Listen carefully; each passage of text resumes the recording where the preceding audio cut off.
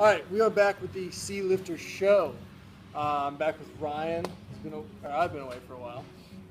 And this week we're going to talk about the perspective of power and strength as it looks at the fitness industry and academia in fitness.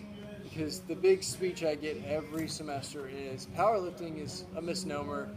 It doesn't involve power, it's just strength. They're not moving the bar quickly, unlike something like weightlifting where they're moving the bar fast and it's more dynamic and it's a longer range of motion. And they say that's the power. But from everything that I've found, that isn't exactly true. So what do you think? I think whenever you look at how academia wants to define it as power is force times distance divided by time, as we talked about. And, if you break that down further and you look at actual force, we know force is mass times acceleration.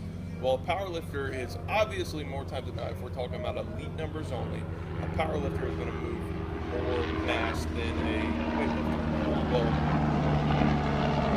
mass being times acceleration, the acceleration, let's say a powerlifter is moving 400 kilos at 0.5 meters per second, and a weightlifter is moving 200 kilos at 1 meter per second. Well, that's going to come out to roughly the same force. Yeah.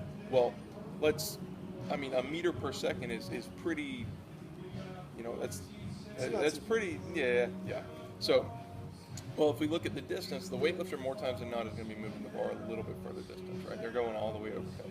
Well, time is the big decider because we're dividing by time. Right. So time, the weightlifter is going to take a lot more time than a powerlifter. A powerlifter his movement's going to be over a lot quicker. So if we're looking at the specific definition of it, then it makes a lot more sense that the powerlifter is going to produce more by the pure academia definition, right, more power. And I think if you look at the people who are actually going to define powerlifting for what it is, those are the people who are doing powerlifting. That is true, yeah. You look at the the genius himself in powerlifting, Louis Simmons, he when he wins this whole breakdown of it, that's how he defines power. Well, yeah, and I think, so the kind of American academic way of looking at it is you've got power over here, you've got strength over here, maybe you have explosiveness over here somewhere. They're separate pieces, right, totally different people. But really, when you look at Louis Simmons, like, how tall is the pyramid? As wide as space. Exactly. So it's a continuum. He looks at it as, so absolute strength is your base, and then as you go up the pyramid, you've got strength, speed, strength, explosive strength. Right. And so it's a continuum. They're not separate pieces.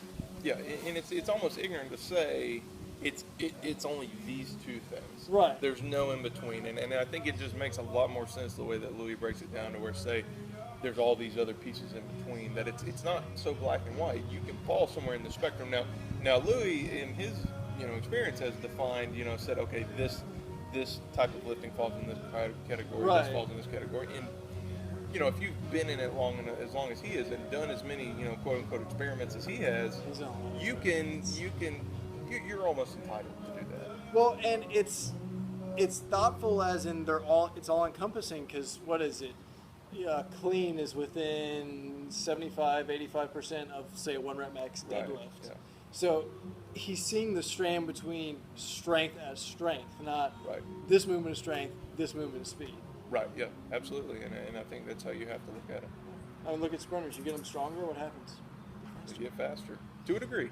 To a degree, there's a point of diminishing returns, yeah, but generally, yeah. Anyways, that is our show this week. If you liked it, please comment on Facebook, Twitter, Instagram, the website. You can download the audio version on the website, and we'll see y'all next week. Peace.